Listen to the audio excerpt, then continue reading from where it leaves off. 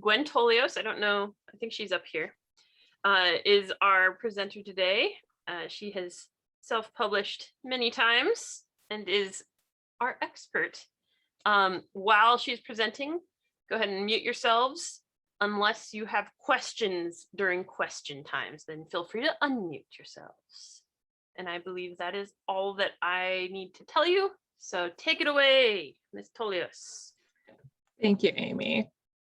So just to kind of level set here, so I am what I consider an indie hybrid author. So this means I have both self-published and I have also had things published on my behalf. So through anthologies, and recently actually sold a novel to a small press publisher. So have experience kind of across the board here. And I write across genres and lengths and ages. So if you have any questions about a variety of things, I probably have some aspect of knowledge, either from my own experience or just communicating and networking with other authors. And I do manage 2 pen names. So that's something, if in case you have questions about, that I could also answer. Really wanted to say that today we're going to be focusing on the basics of how you can self-publish. So it's going to be the different steps of publication, as well as the different levels of investment for it. So Shoestring, if you really don't have a lot of cash and you want to still have something out there, more balanced option. And then if you have the money to spare, that time is money. And then we're going to have a live demonstration afterwards where we're actually going to create a cover from scratch and upload a book to an ebook publisher distributor, so you can see what that process looks like. So did want to say straight off the bat, if you don't have a budget, you're going to do more work. So it's either paying money or putting in the sweat equity to have a book get published. The actual publication of it is actually going to be the quick part. It can take less than 30 minutes, but there is a decent amount of prep work that you have to be aware of. But it really just comes down to 3 steps. You got to polish your prose, then you have to physically build the book, and then you have to market it so people can find it. So at the very basic level, you have to write your book first. What sometimes people don't think about is actually the software that they're using to write it. If you don't have anything already and you just want something cheap and free, Google Docs is a great option for you. OpenOffice, also LibreOffice would be one of them, YWriter, Notes, Notepad. Many people have Microsoft Word for other reasons, but it's actually one of the most expensive word processors out there, just as an FYI. If you were to buy the software itself and have it live on your computer, it's about $150, or you can have a subscription, which is $70 a year. If you want expensive software that is specifically for novel writing, you could do Noveler. So that's $10 a month, $100 a year. Most authors, though, will actually go for Scrivener. So Scrivener is a good balanced option. It's about $50. If you join NaNoWriMo, which is actually starting in November, so it's an international event where people sit down and write 50,000 words in a month. Many companies will sponsor that event. So if you're a participant, you'll get coupon codes. Scrivener tends to be a consistent sponsor. So it's not uncommon, then you can get a coupon and get Scrivener for $25 instead of the $50. Scrivener is something that has a lot of features specifically for authors. So how to outline, you can move things, you can connect character bios, setting details. It's a pretty all-inclusive package and a lot of writers like to use it. Once you have your novel, of course, you have to edit it. If your story isn't readable, people aren't going to enjoy it, they aren't going to finish it, they aren't going to give you reviews, and they're probably not going to read anything else that you produce. There are different levels of editing. Shoestring option, very easy to do. You have to rely on your friends and other authors. So critique groups is a great way to do that. I know Oak Park Library has their own, the Writers' Word Feast. They meet every other Thursday. You can find critique partners, and critique partners don't have to just be other authors. This past summer, I self-published a middle grade novel, and some of my critique partners were actually librarians, like children's librarians, and then 5th grade teachers, because they are going to be interacting with kids who read this on a regular basis and they wanted their point of view. Word processor tools also can help you with your editing. Word, for example, does have that spelling and grammar check, so use it if you have it. It's free, why not? A more balanced option is where we're going to get into different types of assistance. One is going to be computer generated assistance. So this is usually using the AIs within software programs. AutoCrit is an example of this. So AutoCrit's about $300 a year, so it can be pricey, but it is designed specifically to help you edit novels. So that is one of the benefits of doing that one. There's another software called Grammarly. It's $144 a year for the pro version. I tend to use the free version. So you don't have to go pro for Grammarly if you don't want, you will get extra benefits. But Grammarly is really good, as the name suggests, the grammar aspect of critiquing your work. And it integrates with software like Word and also Google Docs. So it can edit right there in your document itself. Another very popular editing software is Pro Writing Aid. So it's about $80 a year, $400 for life. Though if you join Nano, you can get it much cheaper. I have a Pro Writing Aid account. I only paid about $150 with it between coupons and discounts. And one of the reasons that I like Pro Writing Aid is there's a lot of editing features, but it's also not just for creative writing. So I also will do a lot of copywriting for businesses. And so I could switch between the different types of writing styles, and Pro Writing Aid will let me do that no problem. And again, it integrates directly into Microsoft Word.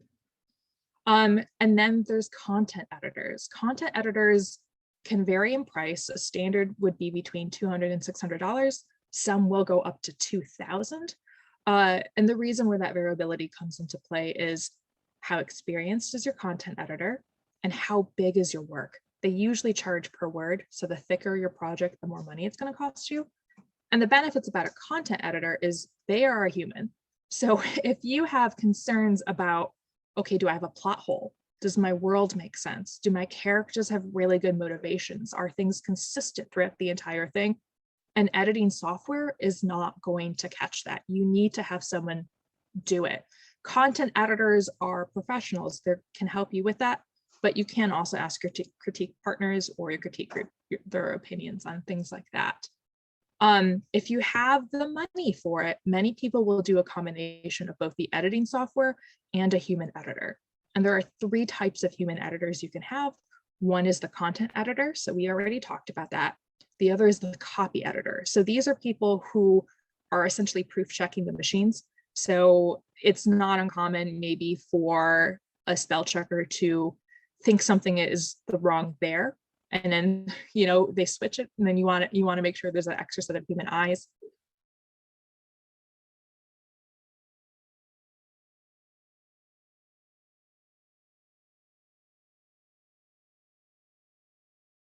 And then a proofreader, Brenda, you were kind of talking about this earlier. You have your proof copy in your hand. They each have their own pricing. Of course, many times your copy editor can also serve as your proof editor. And some people will only do the editing plus the content. It really will depend on how familiar you are with your editors and your level of writing. And then as an example, here's what Pro Writing Aid looks like. So this is integrated into my version of Word. And there's different types of checks that it does. So one of my favorites is overused. I tend to write in the perfect tense a lot. So it'll mark all the hads that I use, maybe all the wases. I'm like, okay, you use was 68 times in this story. We think you could cut out 30 of them. And it will actually tell me which 30 they think I can cut out. It will tell me if I'm doing repeats. So if I use the same verb, maybe in 3 sentences, I might want to change that for variability. It'll give me sentence structure. It will give me, make sure I'm using the right homonyms. It'll also help me figure out what the reading age. Is this a really difficult story to read? Be it awkward sentences, bad phrasing, or just my vocabulary? Well, if I'm writing for children, I don't want that. But if I'm writing maybe a more technical piece for one of my business clients, that's okay. Pro Writing Aid can help you with that. And you could do all of the checks at once, or you can do them one by one, depending on what type of edit pass you're doing. All right, so that is where we're going to break for actually polishing your prose. Any questions? Nope. Okay, so we will move on to how to actually build your book to self-publish it. I am working off the assumption that you have an electronic document. So this is going to be Microsoft Word, Google Doc, something that lives on your computer that you can then upload. The first thing that you're going to need, regardless of the format, is a cover. It's pretty easy to create your own cover. There's various options. So for free, there's basic Canva. print.net, GIMP, Kitra, BookBrush. There's a variety of websites out there that you can use. If you're really on a shoestring, I have created designs in Microsoft Word that turned into t-shirts. You can make it work. So if you want to go for a more balanced option, you could do a pre-made cover. So what this is, designers will already have pre-made covers that they will sell. They will change the title and the author name for you, but it won't be custom to what's the content of your book is, but maybe it will have the right vibe.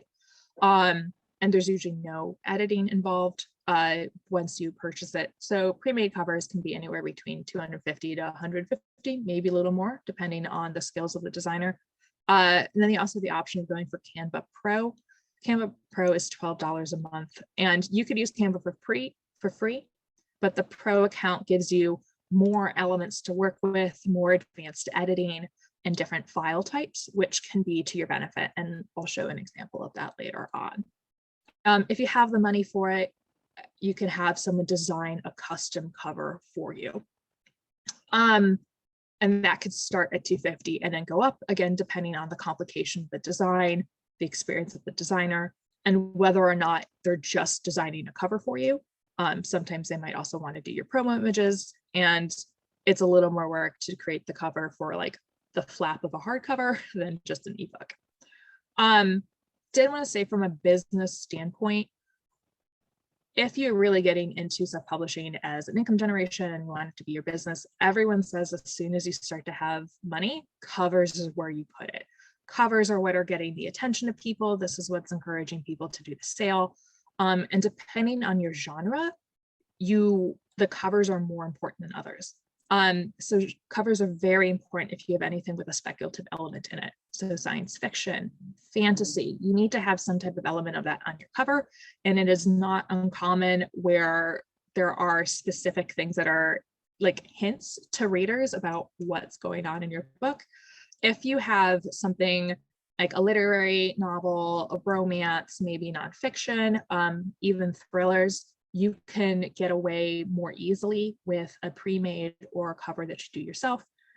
The other thing to be aware of is, especially for me, because the one I most recently published was children's fiction, many of those covers are illustrated. And so people have an artist commission a cover for them.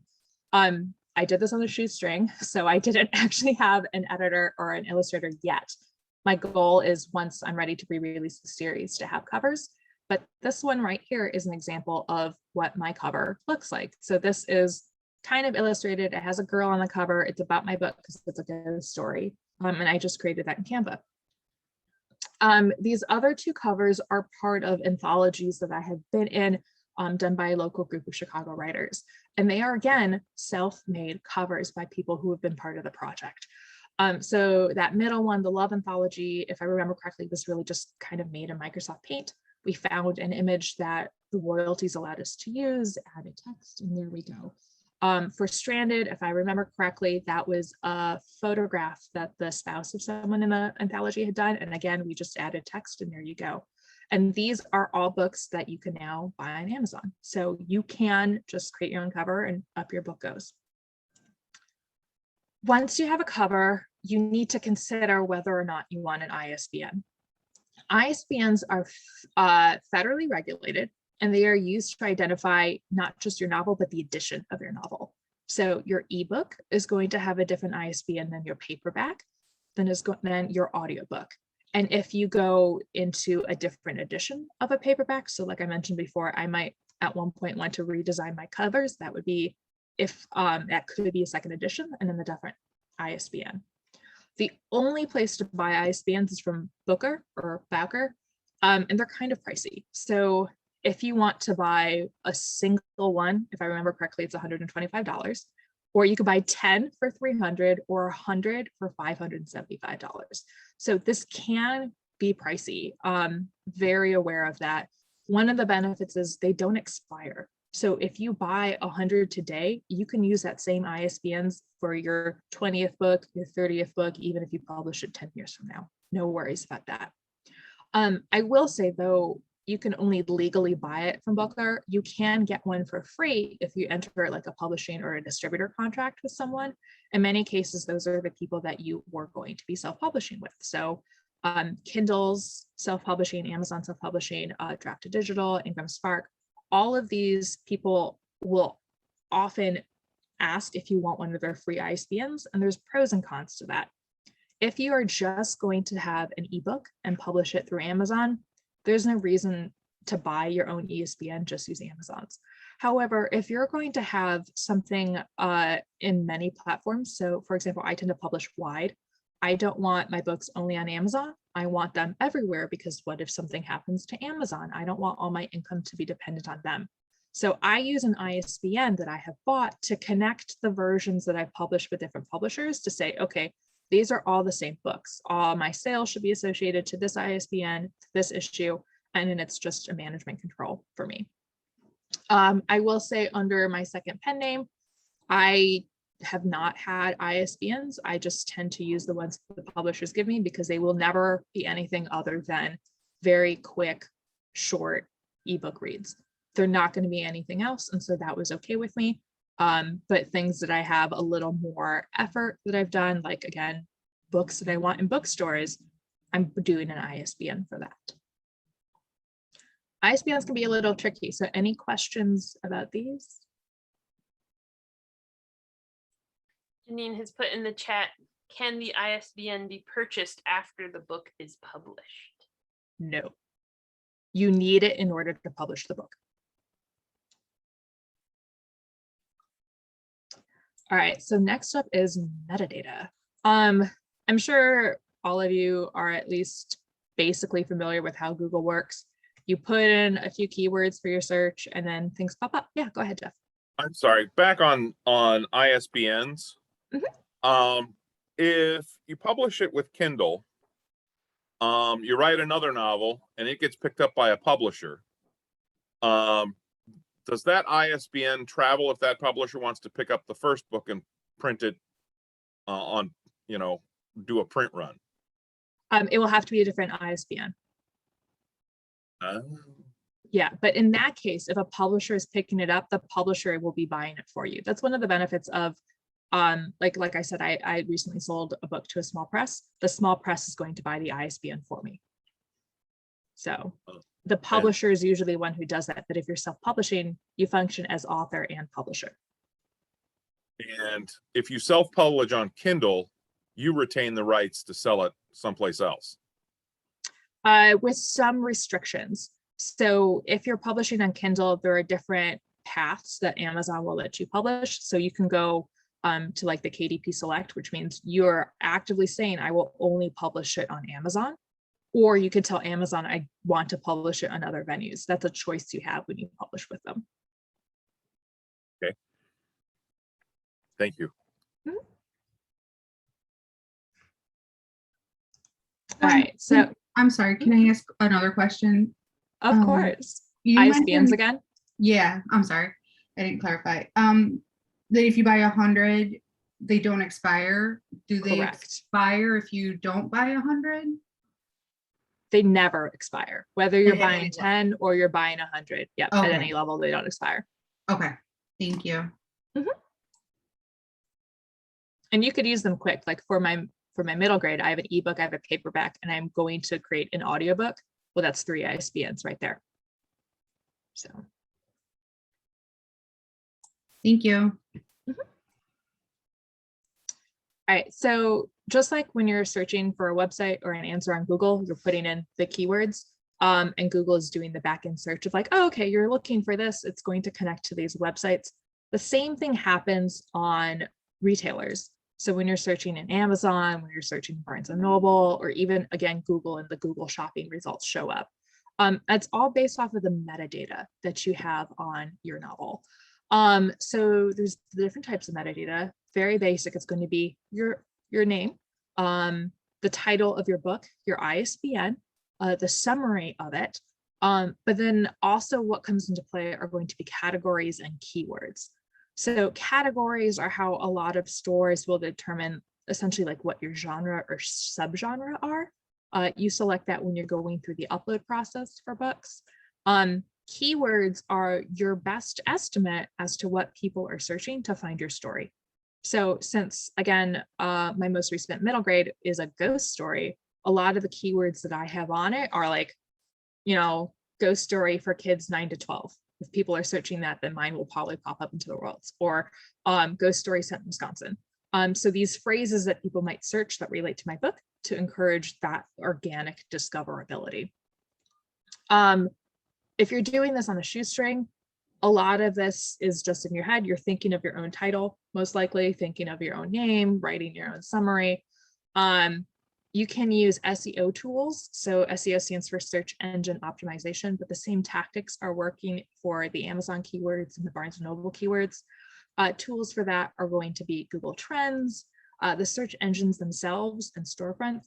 So one of the things that I'm doing, because I do publish wide, I can have different keywords for Amazon than I do for Kobo, for example. And so I can actually go to Amazon's website and be like, okay, well, what is more likely to fill in and what has more results? Ghost stories for children or ghost stories for kids? And then I can determine, okay, which one is the keyword that I actually want to use. If you have a bit of cash, you can buy Publisher Rocket. Publisher Rocket is a software that is specifically designed for Amazon. So it won't look at the other venues where your book might be for sale. It's $90 and that's a lifetime subscription. And it will do pretty much two things. One, it will tell you what are good categories and keywords to put in your metadata. But then from a business standpoint, it will also tell you what the competition is and maybe how profitable they would be. So for me, I could choose, okay, there might be 3 categories that my book fits into. So children's horror, because it's a ghost story, children's fantasy, or children's farm life, because it takes place on the dairy farm. And then Publisher Rocket can tell me, okay, well, out of those 3 categories, this one has the least amount of books in it, which means that's more likely for me to show up higher in someone's search. We'll do the same type of analysis for keywords. So you can figure, okay, which ones might be easier to have my book be found. Some people use it, some people don't. I tried using it and then I decided to give it back simply because interfaces are very important to me. And I didn't like the interface of Publisher Rocket, and I know how to use the free SEO tools. But for many people, it saves them a bunch of time and they appreciate that. And so they'll pay for the software. If you have a bit more money to spend, you could hire an SEO specialist. So they will do all the keyword research for you. In that case, they might also give you keywords that you can put in your title or in your summary, not just what you might put in the basic metadata forms. And then there is something called PickFu, which is something that can help you figure out what you want your summary to be, or maybe even your title. So how PickFu does is essentially an A/B test of the internet. So you can say, hey, internet, I have this summary of my novel and I have this summary of my novel. Which one do you like better? Which one are you more likely to click on and buy? So polls like that, it's a $50 minimum. And then the price increases based off of how many respondents that you want. But if you are really looking to boost the sales of something, that might be a good thing for you to consider. Because of the money, if you're really just starting out, you could hold off and maybe use that to put life into a book that you published a few years ago that had some dragging sales. All right. Question from the chat. Sure. When it comes to keywords, is more better? You are limited. So Amazon, for example, allows you to have 7 groups of keywords, and each group of keywords has a character limit. So you have to be somewhat choosy into what you're doing. But it's not like you're restricted to only 4. So there's some flexibility there.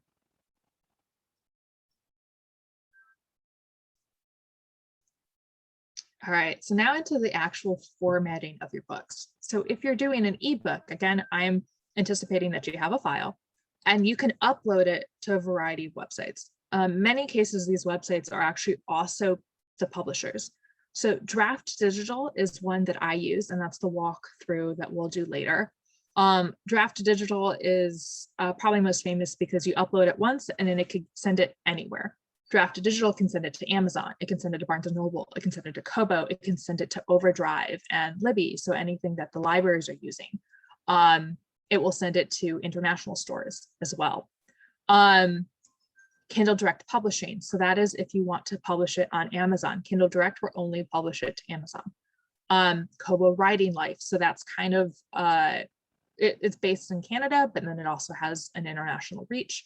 And then Readsy is pretty much just a software that you can use. All of these are free. So you go to the website, you upload your manuscript, and then out comes an EPUB. Pretty easy. And what I like about Draft2Digital is you can use their formatter without actually publishing with them. So you can go to Draft2Digital, you can have it formatted and then download it and then take that file and give it to other places if you want to. A more balanced option is going to be specific software that helps you do it. So the places online are going to have some limited capabilities, like it'll still look great, but it'll be very basic if you want something a little more fancy about like custom headers, custom page breaks. Vellum is an option, so it's $250 for life, but it's iOS only. And I know through Oak Park, Amy, what was the name of that software again? Oak Park has access for all Oak Park Public Library card holders to Pressbooks, the full pro version.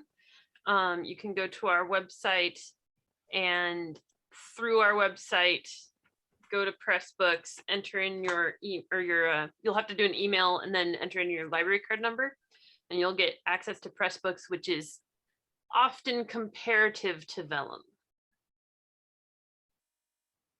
So that's another option for you as well. Of course, you could always hire out the work. So have someone who does this for a living format your book via ebook or print later on too. Here's what Draft2Digital's interface kind of looks like. And again, we'll do a live demonstration of this one later.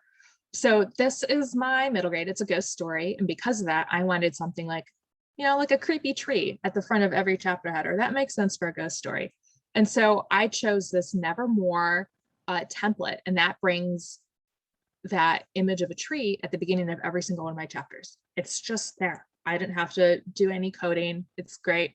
I'm also able to determine, okay, do I want the first phrase of every chapter to be capitalized? Do I not want it to be capitalized?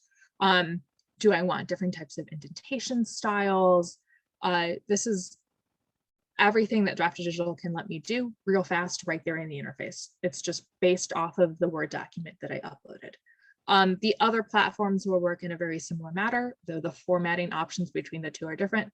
So that's one of the benefits. If I really like the format that Draft2Digital gives me, I could download it and then use that to publish to Amazon.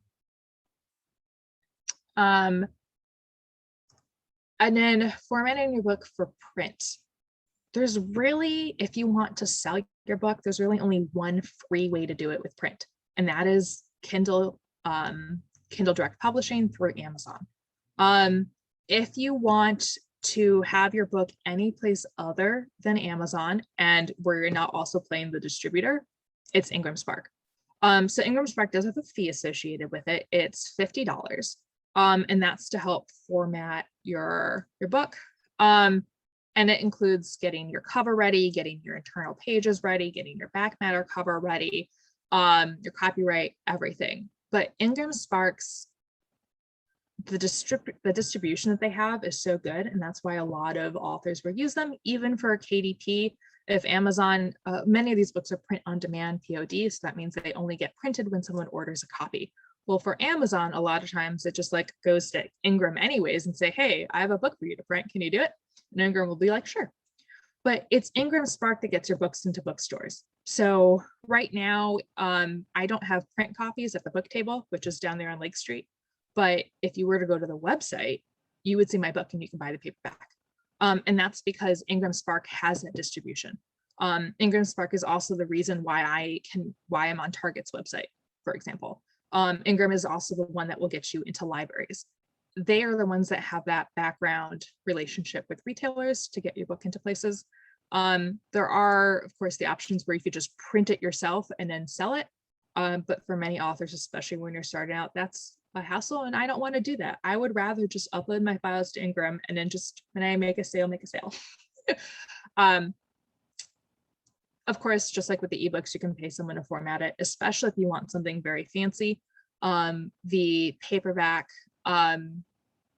formatter that Ingram has is very basic. So if you want, let's say if you're doing a fantasy novel and you want to have a map up front, you probably want to have someone format that yourself.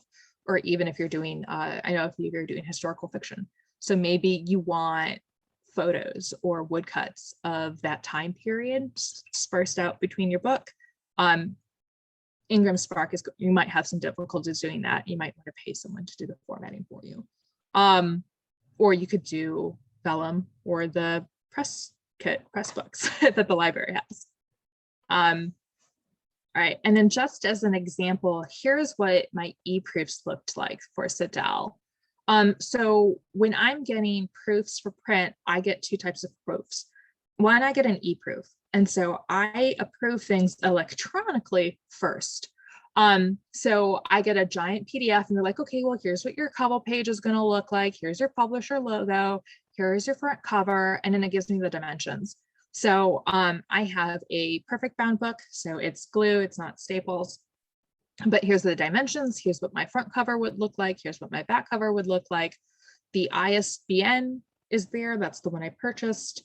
Barcodes are there automatically. Ingram Spark does that for me. It tells me my spine. And it will also, when you're in the interface for it, it will give you the lines for what's called bleed. There's always a risk that the printing isn't going to be exactly straight. So you want to make sure that your design elements are all within a certain space, not just all the way to the edge of the book, because you don't want them to get cut off. And Ingram will help you with that and then give you the files for it.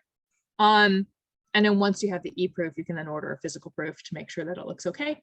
But e-proof comes first. Any questions about actually building your book?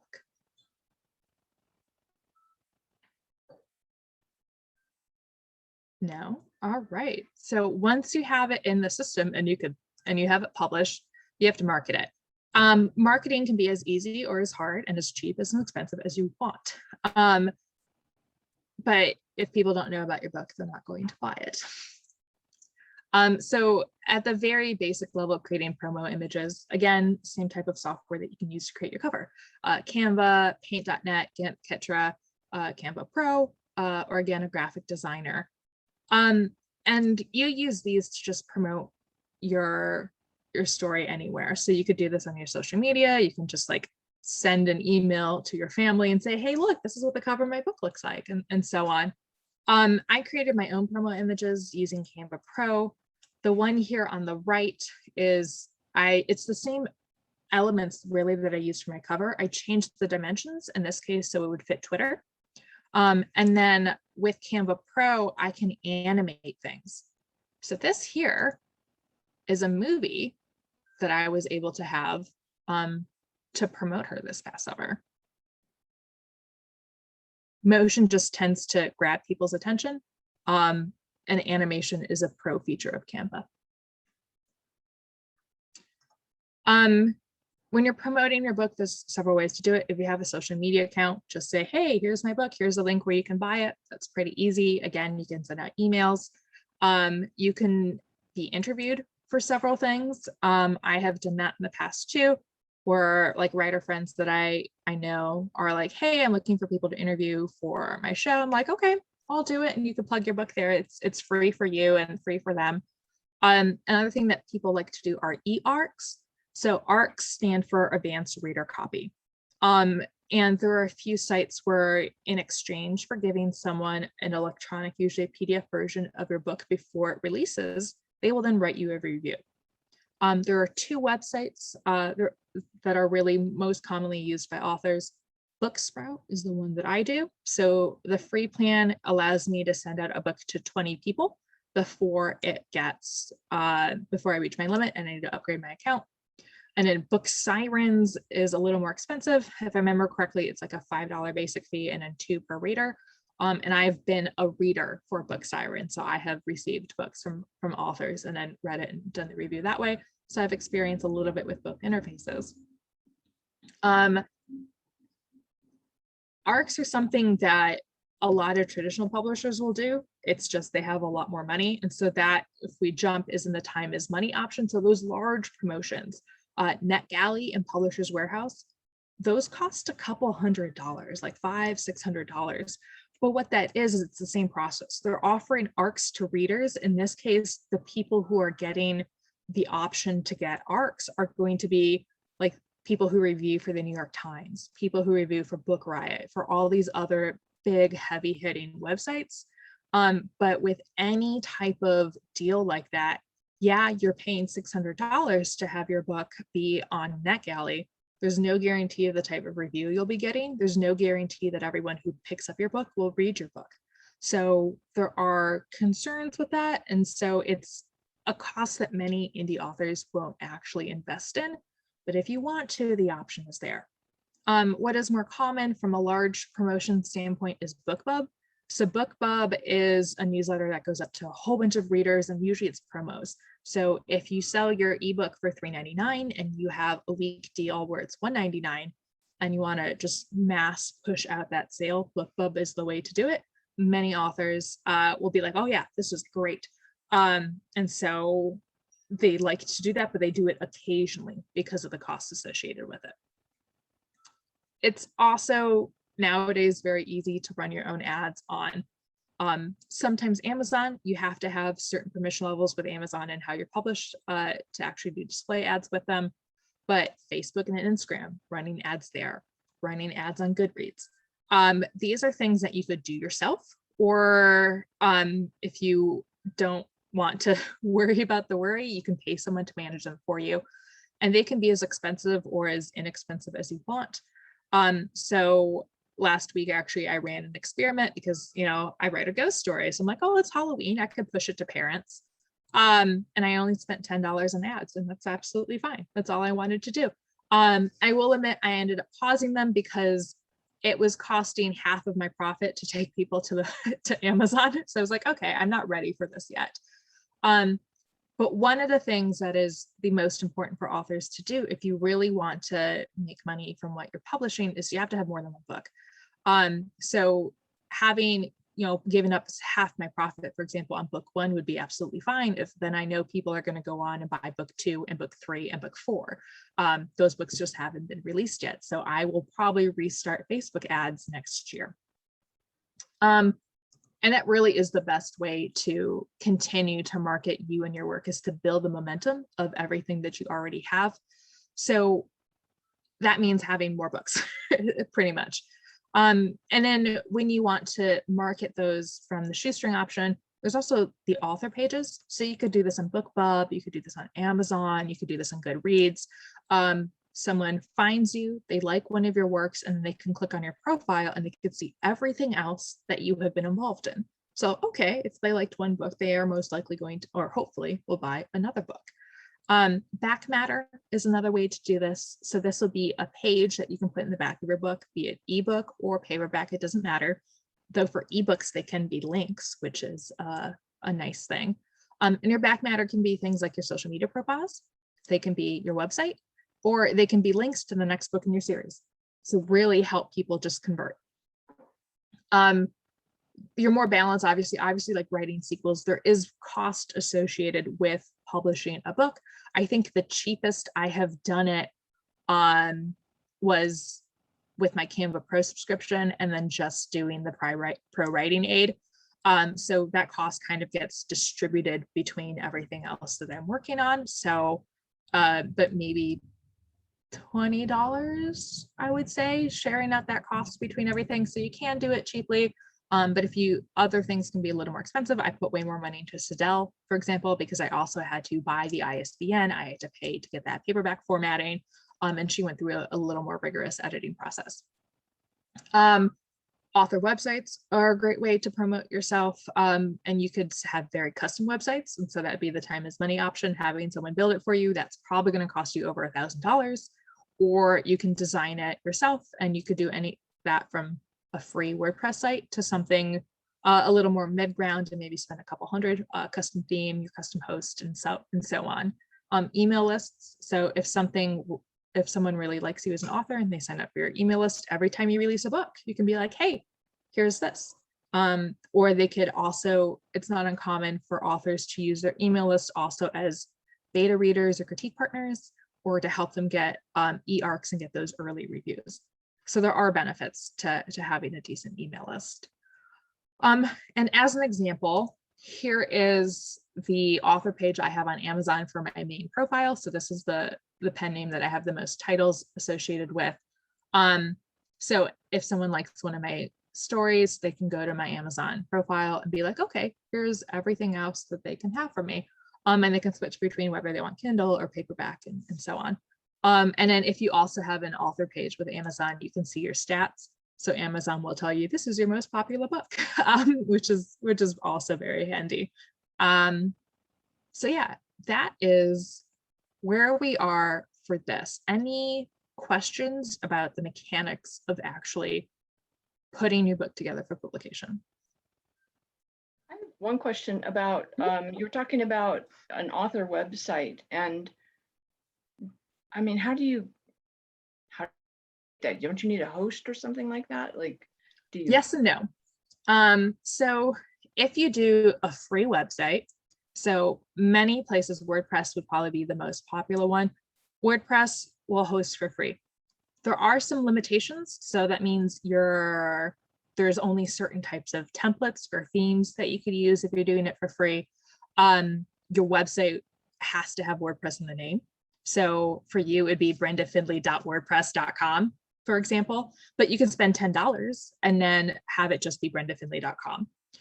If you are going to do hosting, which means you have a little more control over what it looks like, the backend code, you could have your website hosted for less than $150 for the year. So it's really not that expensive. And actually, because I have a website, let's see if I could just do this real fast. And you can see what mine looks like.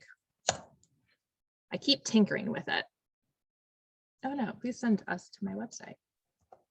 So I hosted mine. So I'm using the WordPress like template and CMS system, but then I actually used Bluehost that I'm paying for my hosting. If this is going to load. So here we go. So here's my newest title. Here's a little bit of a bio. Here's my current bestsellers. That's what Amazon helps me figure out. And then you can go through this. And so if you go to my book page, for example, and this is a little custom bar because since I'm logged in as admin, I can edit things if I want to. That's not going to be in the public thing. So here's like my middle, you could jump to, here's all the anthologies that I've been a part of. If you want my middle grade novels, we'll jump all the way down to my middle grade novels. I link to Goodreads. So this is a buy link. Brenda, we were talking a little bit about this before. So for my anthologies, all of these are only published with KDP. So you can only buy them on Amazon. And part of that is because it's not just me who's been involved in it. There's several other authors as well. So Dell is the first one that I've done completely by myself. And so if I go to buy links, because she's not just on Amazon, she's at all of these stores or all of these places. I have one link, and from here you can go to Kindle or Amazon, Barnes & Noble, Kobo, Scribd, any of this. And this link is specifically for eBooks because that's how the system works. But if I click to Kindle, well, then I could switch, okay, Kindle or paperback, you know, there's ways to do it. I also on my website, so you've got contact. This is another thing that you could do. And it's just the different ways that people can contact me. So I have like a contact form. They can send me a message directly. I have links to all my social media profiles, so they could choose to follow me on Twitter. They could choose to follow me on Instagram, Tumblr, TikTok, Goodreads, anywhere they might want to. And then they can actually sign up for my newsletter if they wanted. It took me, for web hosting, like I said, I paid roughly $100. This was a custom template that I then tailored because I have a little bit of experience in HTML. So to have this up and running, it's maybe $200 a year, which is not super bad. My eventual goal, once I have a bigger backlist, because for independent authors, that's really how you start to make money, is once you have multiple titles. So once people buy one, they will buy a whole bunch more. You can sell directly through your website. So instead of having someone buy my book on Amazon or Barnes & Noble, if they buy from me, I will get most of those royalties. But there are costs associated with that, so that's not something I'm going to do until I have until I finish Sedell's as a series. I keep changing my mind as to how many books it's going to be. But if it ends up being the full 9 books, well, then that could be enough for me to actually start selling directly. And you could only sell ebooks directly, or at least that would be the easiest way to do it. Once you finish a manuscript, it's, there's no more editing. How long from finished edit to published ebook 30 does that minutes. take? I'm sorry, what? 30 minutes. Oh, okay. So it depends on kind of how you want to do things. For one of my pen names, I've been like, it's so low key and it's an experiment for me. I'm really just kind of seeing how short stories work. Whereas under Gwen Tolios, I have more complete works. So these are things that are at least 10K and above. So my other pen name is very short. And so I'm just like, I have finished, this is edit, I'm going to publish it. Ta-da, there I go. And it could be up there and live really fast. What tends to take a lot of time is if you want to have some type of marketing promotion, if you want to do pre-sales. So if you want to allow people to do pre-orders, you have to have all your ebook essentially has to be complete several days before.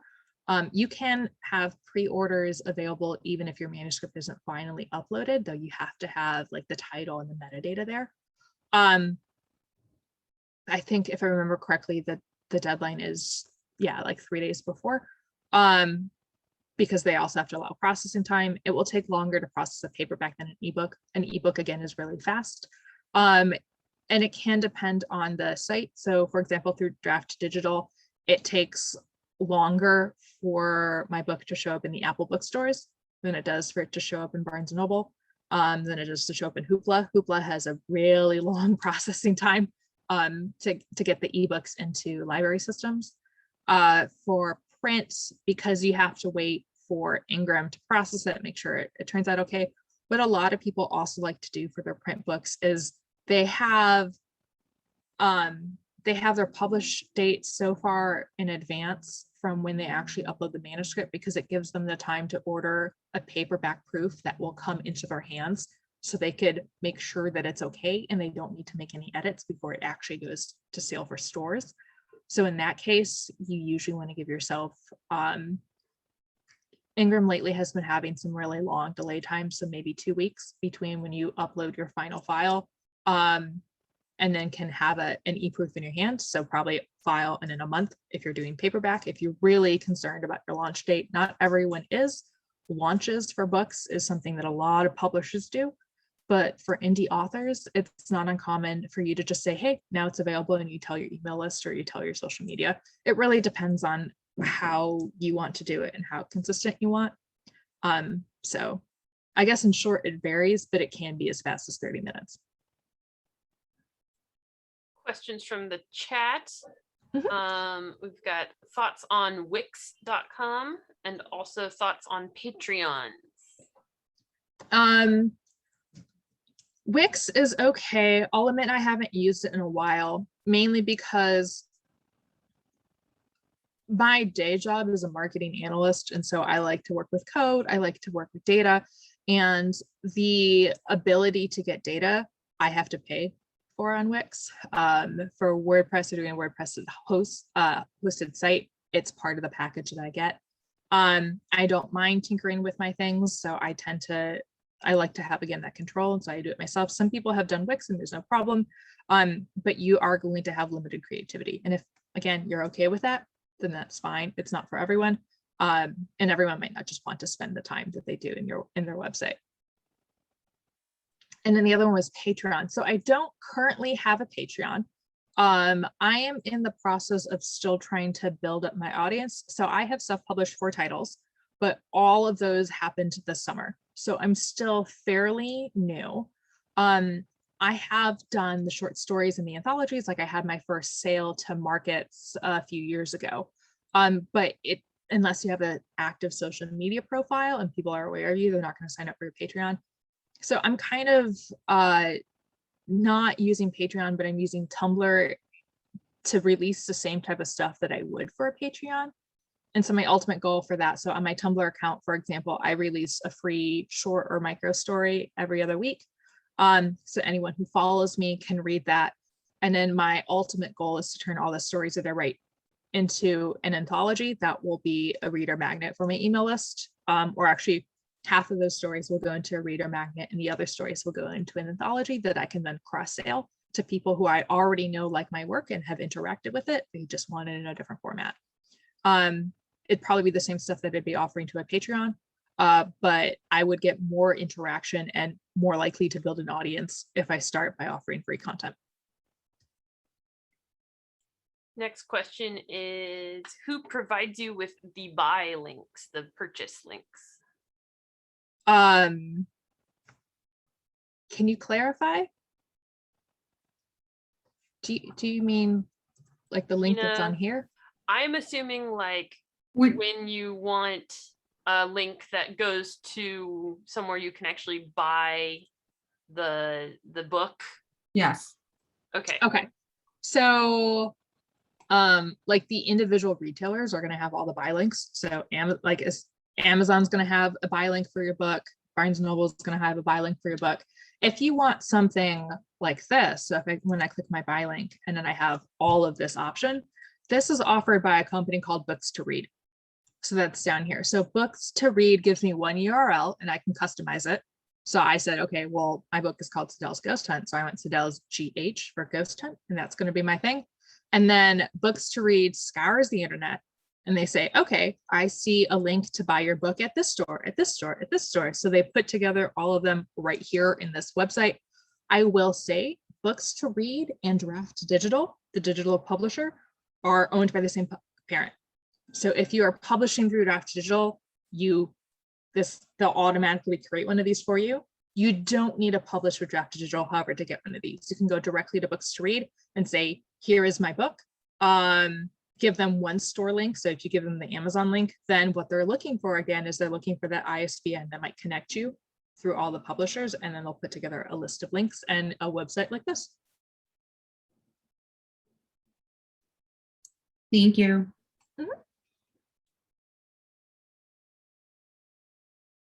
Any other questions?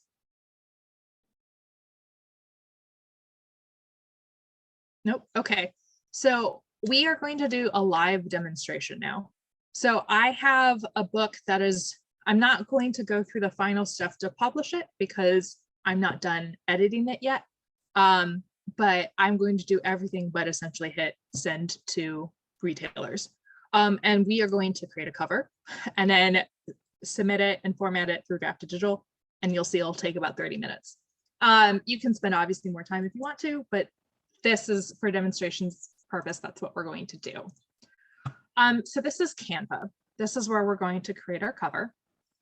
And I say, I want a brand new one, and I want to make, so create a design. And I make so many book covers. You would think that they would also give me one. So book cover. And what I want to publish is going to be a new adult romance adventure book. So let's see what type of cover might I want for about, the title is called Adventure List. So maybe this one would work. There is a scene on the background, and I'm going to change this to my title. So this is going to be Adventure List. So we'll have that. My book is set in Chicago. So let's see if I could change those trees to something else maybe. And I want, so I don't want a photo, I want a graphic.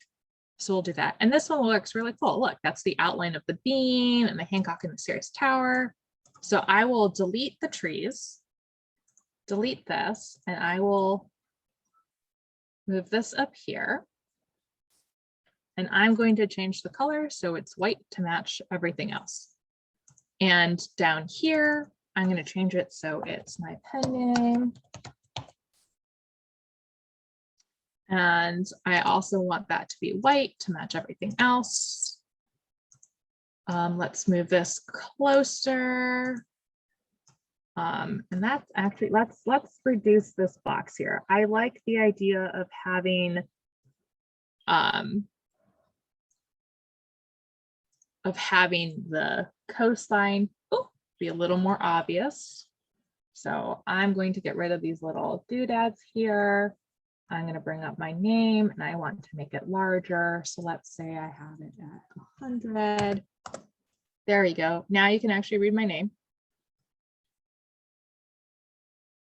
And now that I have this, I think I want to have the Chicago. I actually think I want to change it back to black because now we'll stand out since I don't have it on that pink background. And let's see what this looks like if I actually were to change the color to black. Okay, I think I like that better. So let's make this all black. When I actually publish this, I'll probably have a slightly different cover, but for the sake of seeing just how you can edit in Canva, here's how we're going to do it. I did want to say, hovering over this, the Chicago element, there's this crown that shows up that says Pro.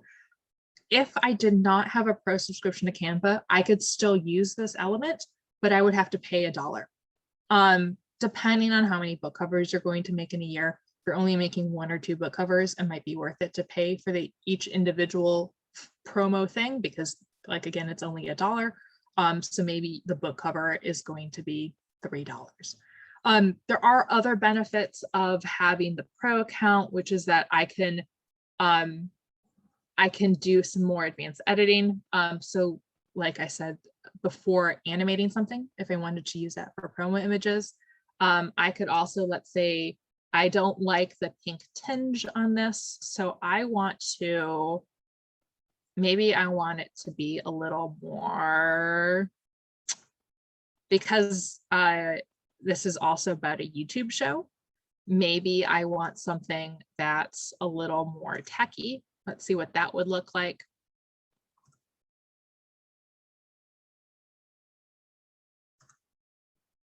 Oh, so I want it matrixy, maybe. You can kind of see the outline of the mountains here. So I don't actually like how that looks. So I'm not going to do that. Let's go back to maybe some of the filters. So I like, let's make it drama. Okay, so then the colors have changed just a little bit. That's okay. I can do that. And we'll just move this up just a tiny little bit. And okay. For now, I'm saying I'm done. This is my cover. So the adventure list cover. Next step is to download it. So I usually download PNGs. That's just the highest quality images. Some publishers, due to file size, it's best to have a JPEG. And then I like to have large files because you want things to look good on whether it's going to be a really big tablet or a small little phone, Kindle app, whatever it might be. So I'm going to download this. And then that's just going to go on my computer. So it took us maybe 5 minutes to create a cover. So you can spend as much time as a cover as you want or as little time as you want. I usually make 2 or 3 covers and like, okay, this is the one that speaks to me the most, or I would probably actually go through if I were actually publishing this and trying to find something that was a little more Chicago-y. So I'm going to save this, the adventure list cover. Yeah. And now I'm going to go to Draft to Digital. So this is an ebook only publisher. They're experimenting with doing print publishing. So I know that that's an option, but I haven't done anything with it yet. And we're just going to start by add a new book. So I do have cover art. And so here's once again, like the dimensions that they're recommending. That's one of the reasons why I tend to go for the large photos. And I want, where did this should be in downloads? Ta-da, this one. While that works, so the title of this is The Adventure List. And then it's not a series. The publisher is actually going to be Libra Chai. So I, in addition to having the 2 pen names, I tend to have multiple publishers, and it's part of as a marketing ploy. So as Gwen Tolios, I write books like this. So the Adventure List is a new adult kind of romance drama. So the characters here are in their 20s. In Sedell that I published, the characters there are 11 and 13. So to kind of help distinguish the audiences, I've got 2 different publisher names. So people, there's less of a crossover. No one who's reading my middle grade books are probably going to read this, unless maybe it's the parent. So that's that. And then, so basics are the category. So we talked about this before. This is kind of going to be like the genre or the section of a bookstore that it's going to pop up in. And this is fiction, kind of literary, drama, romance. But it's also very much about grief. It's about a couple going through the death of their friend. So let's say it's going to be family. So here we go, death, grief, and bereavement. So that might be one of them. And let's say I also want to do romance. It's going to be fiction, just regular romance, and it is going to be contemporary. Oh, so family relations is apparently nonfiction. So I can't do both of them. So what's another one? So romance, and then what if I have travel? Because at one point my characters also, they visit Toronto at one point. So let's do, has to be fiction because that's what they told me. And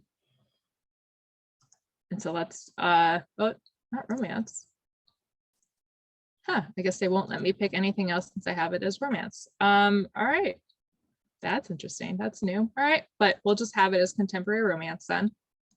English search terms. So I mentioned before keywords. This is my spot to put in keywords for draft to digital. So this is going to be Chicago contemporary city life. This is also going to be established relationship,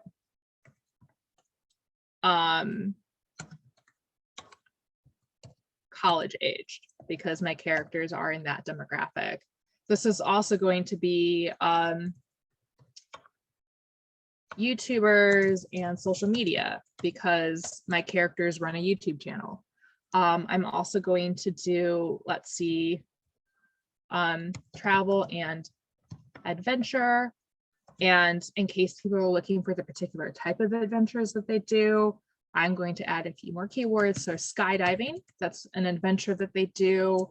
And then they also do, what was, they also do like an eating competition. So let's do skydiving and pizza. So that's kind of a weird phrase, I'll admit that, but how things work when you're searching is they tend to do broad searches. So for an example, if people are searching, no one's actually going to search YouTubers and social media, but they might search social media book, and then that keyword will pick it. If they took YouTube book, that keyword will pop up. So things to do there, but then I'm also going to do new adult romance drama, death of a friend. New adult is a demographic, I would say, that tried to make an effort in traditional publishing, but really has only taken off in the, usually the romance space, but the digital space. So it means college age protagonists. So people who are usually between 19 and 25. When you're talking about young adult, it's usually people who are in high school, so like 14 up to 18. And then when you're talking about a lot of adult literature, it's rare to find anyone in those books who are under 25. So new adult tends to fill that gap as a category, but bookstores don't shelve by that. It tends to be an online only thing. All right, so here we go. I'm allowed 5 keyword phrases. There they are. We're going to say start ebook. All right, so I need to find my file. And it is this one. So the adventure list. And because I don't want them to actually publish this today, I'm just going to pick a random date in the future. And to make up a summary about this book, so let's say Bryce is devastated by the death of his best friend and YouTube co-star, Andrew. His grief is constantly interrupted by both their viewers giving condolences and questions about if the show will continue when Candy, Bryce's girlfriend and the show's videographer, finds Andrew's adventure list, they set out to complete and record the adventures Andrew never had. So my final summary for this book is probably going to be very different. Grammarly, I mentioned that as a software before, also works with Firefox and Chrome. So it will spell check things for me real time in the browser, which is amazing. So I'm going to do that real fast because I will admit I'm a spell check child. All right, so there's my summary. And if I were to actually be publishing this, I would pay for my own ISBN. This is a book that's large enough where I would most likely have both an ebook, a paperback, and then maybe also an audiobook version. So in that case, I'm going to want to have this be as wide as many platforms, and I'm going to want to have that same linked backend. So for the sake of this exercise though, because I don't have an ISBN and I don't want to assign one to this, I'm going to ask Draft Digital to give me a free one. So save and continue. So now I can choose book layout. So I mentioned before back matter. There's also something called front matter. So I'm going to say, Draft Digital, can you make up a title page for me? Can you make up a copyright page for me? And then I don't care about an also by. What this would be is, for example, if all of my books were all new adult books, I could have Draft Digital say, like, make a page of here's all the books that I have published, especially through them. I wouldn't have to create that material myself. The system would do it for me. But because my books are so varied in demographics of who I'm marketing towards, I don't want Draft Digital to do that. If I want such a thing, I can actually make it myself and have it in my file that I upload. As it is, Draft Digital has recognized all the chapters in this book. And how they recognize this is because in my actual Word file, they're headings. So the style is heading 1. And to Draft Digital, that's an indication, oh, okay, it's a new chapter. You can QA it. So if this was wrong, I could tell Draft Digital that, and then I can go through the process of like singling it out. But for now, here's all 26 chapters. And so I'm going to say save and continue.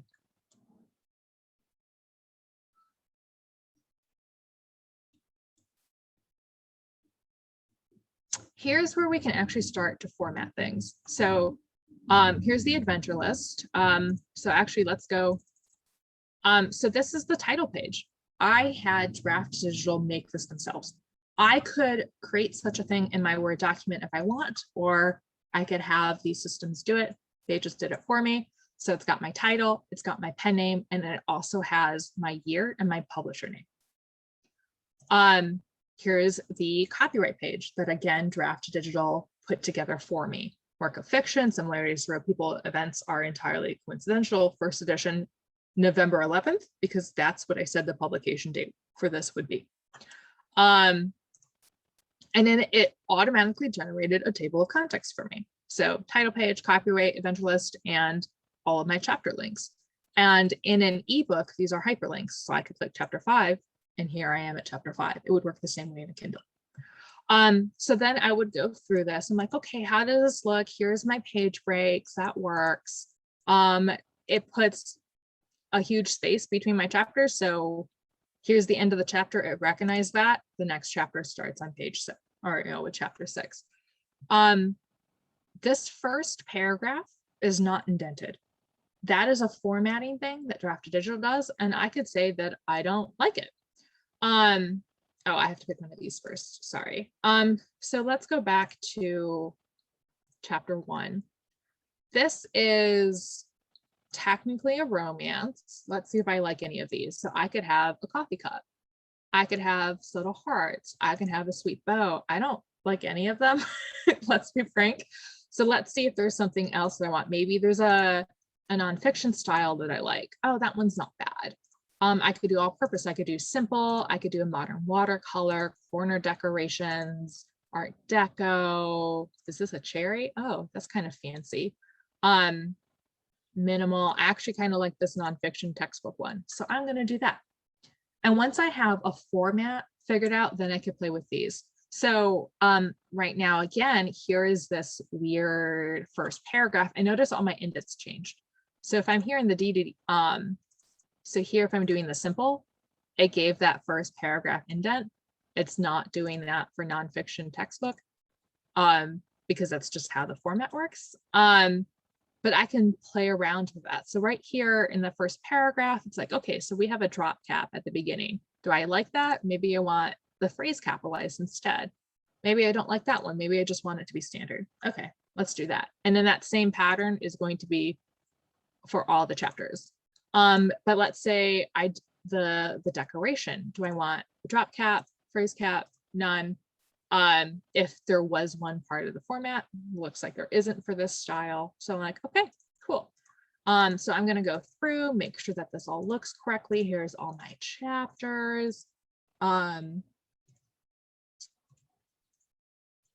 All right, so I can go chapter by chapter. I can go page by page. Oh, look, my italics transferred over. Here's what my page breaks now look like. Great.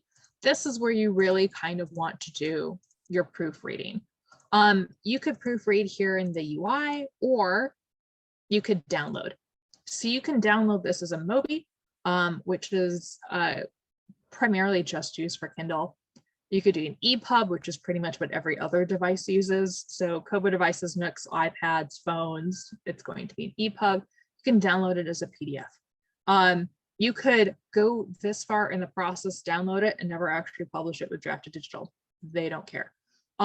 Especially if you're going to publish wide, what you have to do is you have to go through this process for Draft Digital, and then you have to do it again for KDP, and again for any other place where you're directly uploading it for. If you want the same exact formatting, you could just download the format that you have in Draft Digital and tell that Amazon use this one. Pretty easy. So for the sake of continuing through this, let's go all the way through to the end. Looks okay. I have no back matter in this book, so there's nothing for me to look at, but if I did, it would show up here at the end. So I'm going to say I have reviewed and approve its release for distribution, and on to the next step.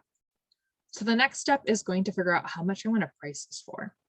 So this is a full novel. It's 50,000 words. And so let's say I'm going to price this at $3.99. I can then manage my tutorial prices. So how much do I want it to be in different countries? So this is the direct currency conversion. These are things that you may or may not want to go back and make sure are actually feasible for these countries. So something you might want to consider is, okay, $3.99 in USD might equal $85 in Mexican pesos. But if I were to go to Mexico and walk into a bookstore, are books actually priced at 85 pesos? Are they a little cheaper? Maybe they're 60. So there are some extra research that you can do. Most of the big places tends to be okay. So like this tends to be the standard price of what you would see for a $3.99 book in Australia or Canada, or a Great British Pound. Same with Euro. That's not, this is okay for Japanese yens. I feel like I usually decrease the price a little bit for the Hong Kong dollar. So I'll probably actually drop this to $29.99. But these are different countries that Draft Digital will have your book available in. I know that this is actually going to be high for Mexico, so I'm going to drop this to 55. So apply territories, ta-da. Now I can choose where Draft Digital is actually going to send this. So I don't have Kobo checked. I usually directly upload to Kobo myself. One of the reasons for that is you then have a little more control over how your book is shown in Kobo. And if you directly go to certain platforms, the royalty might be a little better. So for example, when I upload ebooks to Amazon and then Kobo will actually give me a better royalty than Amazon will. But it's also not that uncommon for you might to get a little bit of a advantage for publishing directly with someone.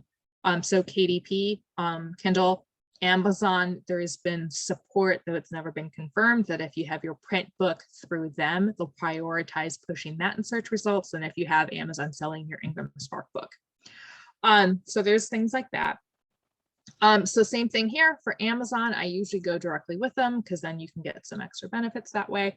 And then I could choose whether or not I want to have it be in subscription services. The only option that Draft Digital has partnerships with are Script, except for Kobo Plus. Kobo does have a subscription, but since I upload directly with them, I will have, I'll deal with that when I'm working through the website. Library services. So then here I could choose what library services I want this book to be available for. And then I could set the price for that as well. For some strange reason, library prices tend to be higher and I can't I can't change that. So if my book is actually $3.99, they might charge a library $7.99, which I think is kind of crazy. And I see the librarians going like, I've read a few things about it because it really doesn't make sense. So I tend to make my prices. And here is that. And so then I can also give me a breakout. Here's how like Bibliotheca buys it versus Overdrive, and here's the kind of revenue that I might get. So very easy, just say, okay, this is where I want it to be. All right, so submit. And I say that I'm not going to submit because then I'm publishing my book and I don't actually want to publish this right now. But you would say that I'm the original creator of this content. You would confirm that you would have all the rights necessary, and then hit publish my book, and then you're done. And then what will happen is you will start to get emails within the next 24 hours. Okay, this book is now published with this platform. This book is now published with this platform. This book is now published with this platform. So every time a new platform accepts it and it's now in the inventory, you get a new email. And so I always feel really happy when I get those. I'm like, yeah. But that's it. You could have your book published in 30 minutes because it's been about 25 since we started making that cover.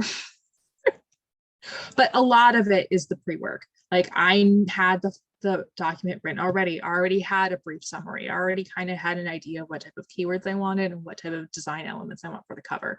If you were to actually spend the time and go through all of these details, you could still do it within a day though. So any questions?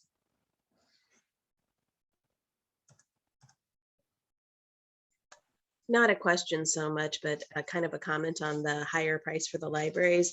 I was trying to type it in, but it was taking too long. The whole idea is through a library, you're going to get a lot more readers. So it's supposed to compensate the author for the fact that a lot of different people are reading it rather than just one person purchasing it and reading it. So that's the idea behind it. It's still contentious because a lot of people, if they like something in a library, then they'll go and buy it. So yeah, it's Right. And then for things like this where like a cost per checkout, like that Overdrive does or Hoopla, well, like the difference between a $3.99 pricing and the $7.99 that originally had it. So Hoopla is going to jump from 30 or from what was it before? So it's now 38 cents to 26 cents. It's like a difference of 10 cents. That is so minimal to the author. It doesn't make a sense. And I would personally much rather have it get into more people's hands if I'm getting 10 cents less. Exactly. No, I totally agree. But yeah, just wanted to throw that out there. Oh, that's totally fair. And I'm always curious about like the context around things because I am not a librarian. I just walk to mine at least once a week. So any other questions?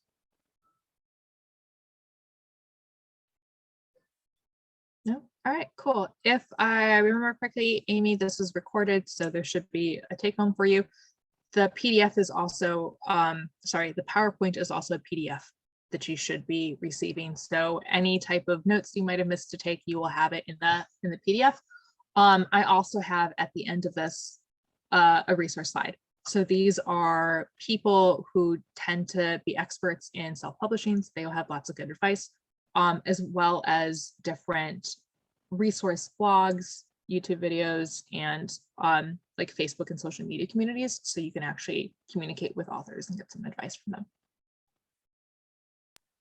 Thank you, Jenny. This was Yeah. awesome.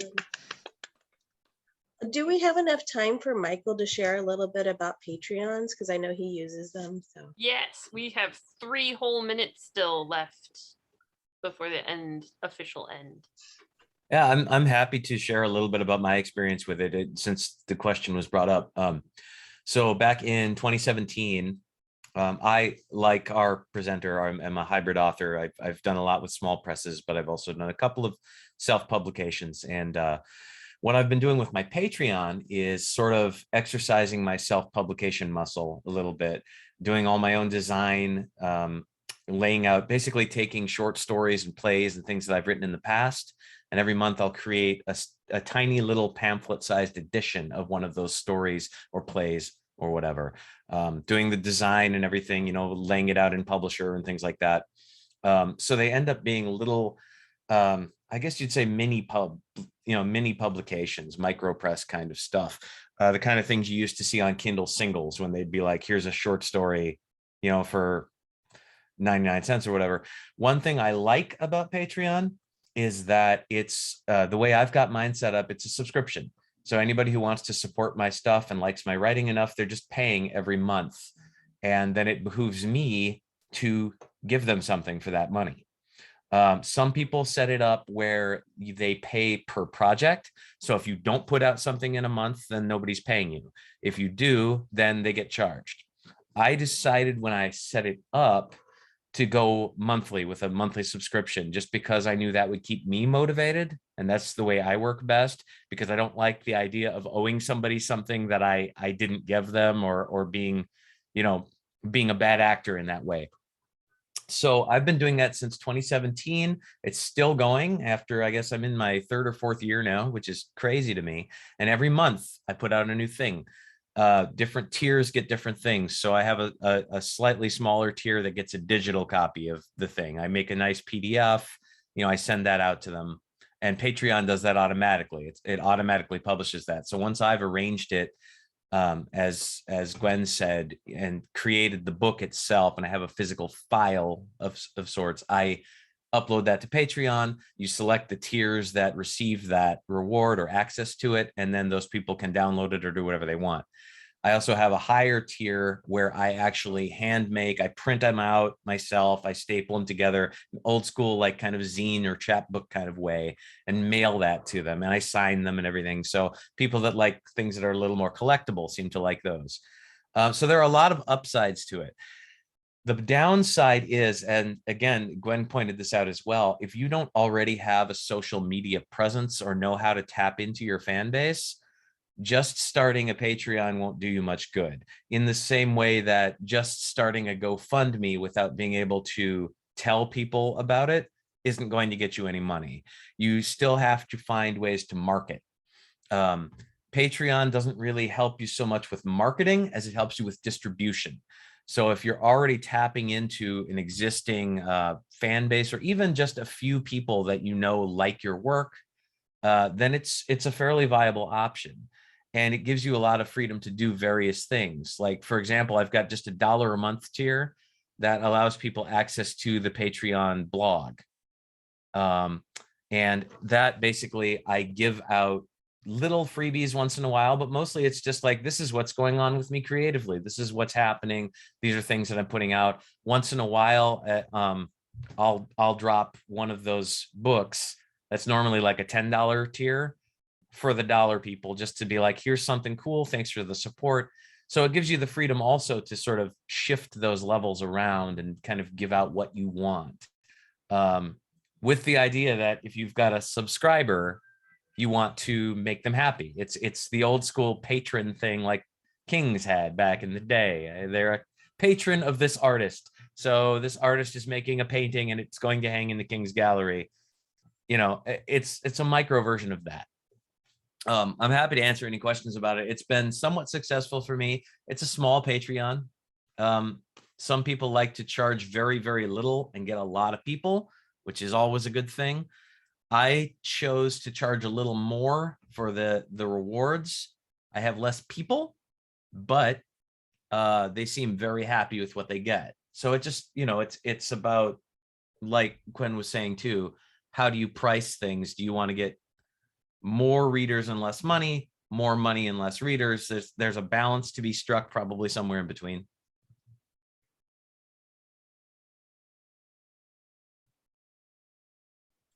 Thank you. Absolutely. Well, this is the end of our event. Thank you everyone for coming. You will all, if you have sent me your email via signing up through the library calendar website, I will be able to send you a recap of sorry, my brain is catching up here. I will be sending you a survey, library survey. The survey helps us to find out how we're doing, what we can do better, if you enjoy this sort of event, etc. And that allows me to tell my higher ups, hey, this event was very popular, we should do more of them. So if you have the time, I would really appreciate that survey being filled out. Along with that survey will also come the PDF of the slides. Those are all of my announcements. Thank you all for coming. I hope you have a wonderful rest of your day. Thank you, Gwen, for doing this. Yes, That's thank important. you. Thank you for hosting it. Yeah, this was awesome. And I will be reaching out to you, Gwen, for Glen Ellen Public Library too. Yay. Oh, and this Okay. group may be interested. NaNoWriMo is coming up in November. And if you are interested in that, on October 10th and other dates that I am not aware of totally, so I can't just tell them to you off the top of my head.